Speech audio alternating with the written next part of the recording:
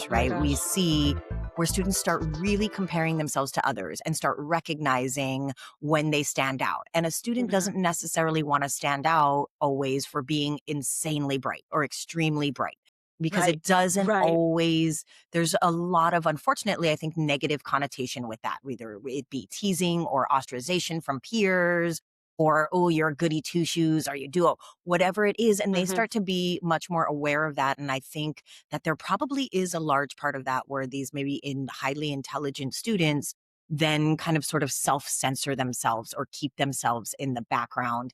And it's easy for them to do because if they're doing well on their work and they get the grades and they do the tests and they're not behavior issues, then the teacher tends to just not worry You're about them. fine. You're fine. You're going. I'm not Yep. going to put any extra like effort or attention or thought because you got this. You're good. You're great. Yeah. And you're Because it makes the going. teacher's job easier when the student sits down and does their work and actually understands how the teacher is teaching. Because that's another thing I think as educators, we need to step back and maybe we need to throw a ball around our classroom, get a little physical activity into our classroom. Maybe we need to take a walk outside in our classroom. And maybe I'm thinking more like elementary school kids, because high school, because they're like, I'm too cool for this. I'm too cool for this.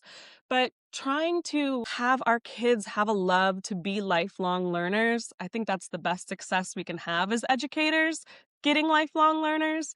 But getting past that social pressure. Oh my gosh, you actually read the textbook, kind of the cattiness of what Right.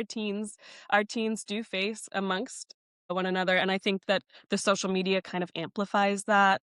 I Mhm. think that some of these extra pressures of today's generation that I know I didn't really necessarily have in my high school time, Mhm. right? So, yeah, parents have a harder battle these days trying to just get their kids motivated. And with all the options that we have available for our kids, to think that we are providing the best for them. Right. And because we don't want our kids to blend in, we want our kids to stand out. That's one of the prides that we have for them is, oh my gosh, my child always gets A's on their spelling tests. And oh wow, my kid is the best soccer player. Right. So yeah,